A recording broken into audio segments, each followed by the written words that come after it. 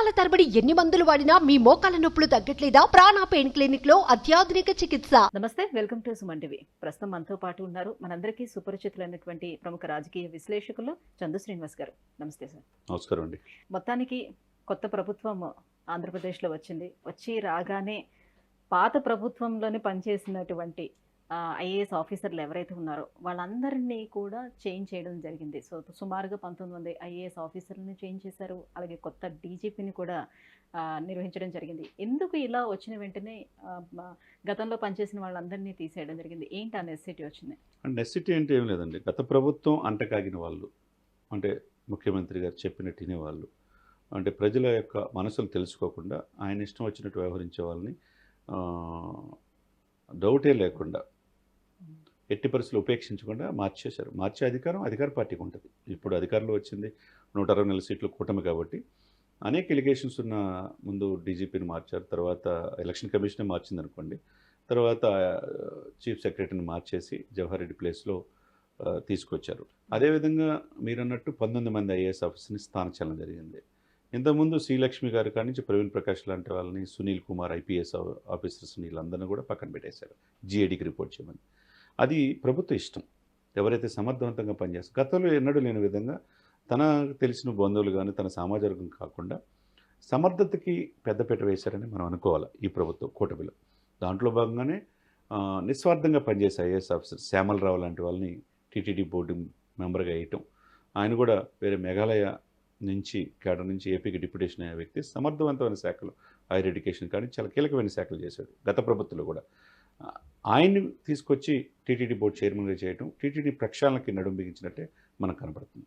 అదేవిధంగా మీరన్నట్టుగా డీజీపీ సునీల్ అనే సిఐడి చాలా అధికార పార్టీ ఎమ్మెల్యేలని మంత్రులు ఇబ్బంది పెట్టాడు. సునీల్ కుమార్ ఐపీఎస్ ఆఫీసర్, ఆయన్ని తీసేశారు ఆ పదవి నుంచి.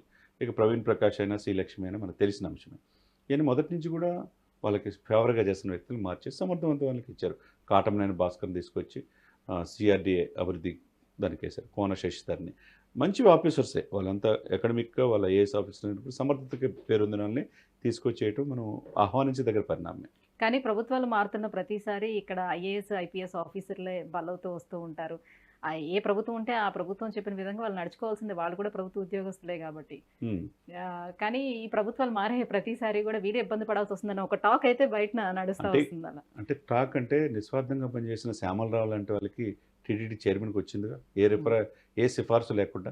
ఆయన గత ప్రభుత్వంలో ప్రముఖ శాఖలో పనిచేశాడు కదా. మరి ద్వారకా తిరుమలరావు గారు కూడా ఇప్పుడు డీజీపీ అయిన వ్యక్తి కూడా గతంలో ఆర్టీసీ ఎండీగా చాలా కాలం పనిచేశాడు కదా. మరి సమర్థతకి ఇంకెక్కడ దాటలేదు కదా. సమర్థత ఉంటే ఏ ప్రభుత్వంలో వాళ్ళకి శాఖలు వస్తాయండి. ఆ శాఖలకి గౌరవం తీసుకొచ్చే వాళ్ళు ఆఫీసర్స్ ఉంటారు. కొంతమంది అధికార పార్టీ చెప్పింది వేదంగా పనిచేసే వాళ్ళకి ఇటువంటి ఇబ్బందులు తప్పితే ప్రభుత్వాలు మారినంత మాత్రాన వాళ్ళకి ఏమీ కాదన్నమాట. ఇక్కడ సమర్థతనే మనం పరిగణలోకి తీసుకోవాలి. అయితే ఇక్కడ పవన్ కళ్యాణ్ గారి కోసం ప్రత్యేకించి ముఖ్యమంత్రి చంద్రబాబు నాయుడు గారు కేరళ నుంచి ఒక ఐఏఎస్ ఆఫీసర్ని నియమించడం జరుగుతుందని వింటున్నాం, కృష్ణతేజ గారని. ఏంటి అతని ప్రత్యేకత? ఎందుకు అంత ప్రత్యేకంగా ఆయన్ని తీసుకొస్తున్నారు? డెఫినెట్గా అండి, అది చాలా గొప్ప వ్యక్తి, చిలకలూరుపేట చెందిన వ్యక్తి. ఆయన ఫ్యామిలీ కూడా మంచి ఎడ్యుకేషన్ ఫ్యామిలీ. అతను 2017లో ఐఏఎస్ ఆఫీసరు. ఫస్ట్ సబ్ కలెక్టర్గా అలెప్పికి కేరళలో ఆయన అపాయింట్ అయ్యాడు 2017లో. అక్కడి నుంచి 2018లో విపరీతమైన తుఫాను వచ్చిందనమాట అలెప్పి ప్రాంతంలో. అటువంటి సమయంలో 48 గంటల్లో 2.5 లక్షల మందిని సురక్షిత ప్రాంతాల్లో తరలించాడు. ఆపరేషన్ కుట్టునాడు అని చెప్పేసి స్టార్ట్ చేసి స్వయంగా ఆయన బోట్లో వెళ్ళి అందరినీ, అన్ని శాఖల్ని కూడా సమాయత్తం తీసుకొచ్చి ఒక యువ ఐఏఎస్ ఆఫీసర్ ఎలా సమర్థవంతంగా చేయగలరు. టూరిజంకి హాట్ ప్లేస్, తర్వాత రైస్ బౌల్ ఆఫ్ కేరళ అంటారు అలెప్పిని. అటువంటి ప్రాంతం కకావికలమైన పరిస్థితుల్లో ఒక యువ ఐఏఎస్ ఆఫీసరు ఆయన తీసుకున్న చర్యలు దేశవ్యాప్తంగా సెన్సేషన్ అయింది. ఆయన అదే కాకుండా ఆ తర్వాత ఆ ప్రాంతం అభివృద్ధి చేయడానికి, టూరిజం చేయడానికి ఎంతో సంస్కరణలు తీసుకొచ్చాడు కేరళకి. అతను అక్కడి నుంచి మారుస్తుంటే కూడా ప్రజలు కూడా ఒప్పుకునే పరిస్థితి కాదు. ఒక తెలుగు ఆఫీసరు అంత సమర్థవంతంగా తీసుకొచ్చి ఒకవైపు టూరిజంకి చాలా ఇంపార్టెన్స్ ఇచ్చే కేరళ, అక్కడ సముద్ర తీర ప్రాంతం కావచ్చు, సరస్సులు కావచ్చు, ప్రకృతి రమణీయతకు మారిపోయారు. అటువంటి కేరళలో విధ్వంసం చేసే విధంగా అనేక విల్లాస్ కట్టారు ఆకర్షణీయమైన కొన్ని 100 కోట్లతో. అవన్నీ కూడా నేలమట్టం చేశాడు.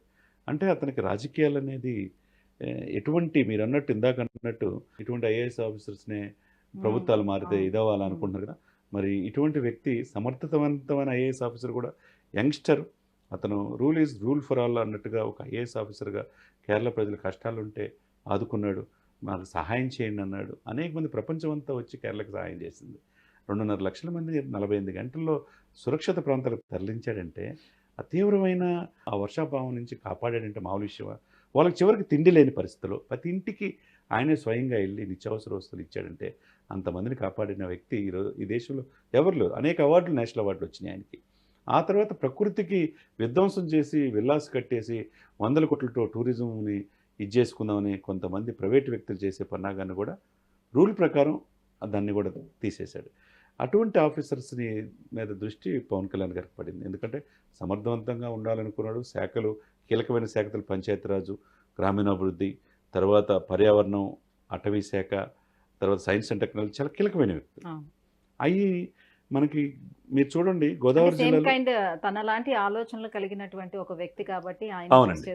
ఇప్పుడు రైస్ బౌల్ ఆఫ్ ఇండియా అంటారు. ఇప్పుడు గోదావరి జిల్లాలో రైస్ ఎట్లయితే పండిస్తారో, కొబ్బరి చెట్లు ఎట్లుంటాయో, రైస్ బౌల్ ఆఫ్ కేరళ అని చెప్పి అలిప్పిన్ అంటారు. మరి అంత సంస్కరణ తీసుకొచ్చిన వ్యక్తి ఆంధ్రప్రదేశ్ తీసుకొస్తే అతని ఆలోచన ప్రకారం ముందుకెళ్తుంది కదా. ఆ ఉద్దేశంతో ఆయన కావాలని అడగటం, డిప్యూటీ సీఎం కాబట్టి ఒక ఐఏఎస్ ఆఫీసర్ ఓఎస్టీగా ఉండొచ్చు, అది చంద్రబాబు నాయుడు గారిని పవన్ కళ్యాణ్ గారి కోరిక మేరకు సెంట్రల్ గవర్నమెంట్ పర్మిషన్ అడగటం, వారం క్రితమే చక్కచక్క జరిగిపోయింది. ఇంకొక 4-5 రోజులు ఆయన ఛార్జ్ తీసుకుంటాడు. అటువంటి వ్యక్తి వస్తే కనుక ఆయన వేగానికి, ఆయన ఆలోచనకి తగ్గట్టుగా ఈ 6 శాఖల్ని సమర్థవంతంగా చేసే అవకాశాలు స్పష్టంగా ఉన్నాయి.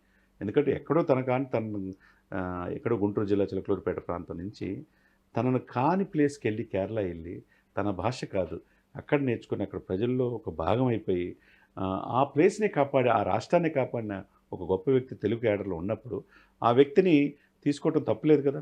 ఈ రోజున 7 ఏళ్లలో అతను తీసుకొచ్చిన సంస్కరణ ఇప్పుడు త్రిశూర్కి జిల్లా కలెక్టర్గా ఉన్నాడు. ఒక సబ్ కలెక్టర్ స్థాయి నుంచి అలెప్పి నుంచి ఆపరేషన్ కుట్టునాడు అనేది సక్సెస్ చేసి తర్వాత పర్యావరణాన్ని కాపాడి అనేక ఆక్రమణలు కూడా అడ్డుకట్టేసి సమర్థవంతమైన ఆఫీసర్గా అతను ట్రాన్స్ఫర్ చేస్తే అక్కడ ప్రజలు ఊరుకోలేని పరిస్థితి. ఈరోజు త్రిశూర్ జిల్లాకి కలెక్టర్గా ఉన్న ఆ వ్యక్తిని ఈరోజు తీసుకోవటం అంటే డిప్యుటేషన్ మీద మామూలు విషయం కాదు. అది మనం స్వాగతించాలి. అంటే సమర్థతకి ఎక్కడున్నా వీరు పెద్దపీట వేస్తారనే దానికి ఈ కూటమి నిదర్శనంగా మనం భావించవచ్చు. ఇటువంటి వ్యక్తులు కనుక వస్తే రాష్ట్రం మీద, ఈ రాష్ట్రంలో పుట్టినోడుగా ఇంకా కృష్ణతేజకి బాధ్యత ఉంటుంది కదా, యంగ్స్టర్స్ కదా, అటువంటి వ్యక్తి రోల్ మోడల్తో ఇంకా ఎక్కువ సమర్థవంతంగా పనిచేసే అవకాశం ఉంటుంది. ఇప్పుడు మొదట ఛార్జ్ తీసుకోగానే 10 గంటల పాటు గ్రామీణాభివృద్ధి మీద రివ్యూ పెట్టాడు. అనేక కన్నాబాబు గారు లాంటి సీనియర్ ఐఏఎస్ ఆఫీసరు అందరితో, అరవిందరావు గారు అందరితో పెట్టాడు. గ్రామీణాభివృద్ధికి ప్రజలకు మరింత చేరువవ్వాలన్నాడు. 2వది పంచాయతీరాజ్ అధికారులతో మీటింగ్ పెట్టాడు 6 గంటలు. తర్వాత సైన్స్ అండ్ టెక్నాలజీ, పిల్లల్లో ఎటువంటి శాస్త్రవేత్తలు తయారు చేయాలి, వాళ్ళకి ఏం చేయాలనే దాని మీద పెట్టాడు. నిన్న ప్రమాణ స్వీకారం చేసిన తర్వాత నేను అక్కడే ఉన్నా అసెంబ్లీలో. వెంటనే అందరూ 1 గంట కల్లా అయిపోయారు. ఎమ్మెల్యేలు అందరూ ప్రమాణ స్వీకారం చేశారు, మంత్రులు వెళ్ళిపోయినా ఈయన పవన్ కళ్యాణ్ గారు ఉండి, చంద్రబాబు నాయుడు గారితో గారు ఉండి, ఈరోజు స్పీకర్కి ఎవరైతే నామినేట్ చేస్తారో ఆయనకి రిప్రజెంటేషన్ ఇచ్చిన తర్వాత అధికారులతో రివ్యూ పెట్టారు 2 గంటల పాటు. అంటే ఏంటి, అధికారులు కూడా ఇటువంటి ఆఫీసర్స్ని, ఇటువంటి డిప్యూటీ సీఎంని మేము ఎప్పుడు చూడలేదు. మరి పిన్ టు పిన్ మీరు ఎక్కడి నుంచి వచ్చారని వాళ్ళని వివరాలు తెలుసుకోవటం, తర్వాత డిపార్ట్మెంట్లో ఏమి మెలకులు ఉన్నాయి, ఏమి ప్రజలకి ఇవ్వాలి, ఏం పథకాలు ఉన్నాయి, సెంట్రల్ నుంచి ఏంటి, రాష్ట్రం నుంచి ఏంటి అనేది సమగ్ర నాలెడ్జ్ ఉంటే కానీ అది రాదు కదండి. కాబట్టి పవన్ కళ్యాణ్ లాంటి వాళ్ళు కావచ్చు, అనుభవం ఉన్న చంద్రబాబు నాయుడు గారు లాంటి వాళ్ళు సమర్థవంతమైన అధికారులకు పెద్దపీట వేయటం ఈ కూటమిలో ఆహ్వానించదగ్గ పరిణామంగా మనం భావించాలి. సో ఏదేమైనా ఐఏఎస్ ఆఫీసర్ కృష్ణతేజ గారి సహకారంతో ఆంధ్రప్రదేశ్ రాష్ట్రాన్ని అభివృద్ధి చేయాలనే ఆ ఆలోచన పవన్ కళ్యాణ్ గారికి రావటం నిజంగా ప్రశంసనీయమైంది. అవును, thank you so much sir. Thank you. Suman టీవీలో మీ పర్సనల్ అండ్ బిజినెస్ ప్రమోషన్స్ కోసం కింది నెంబర్కి కాంటాక్ట్ చేయండి.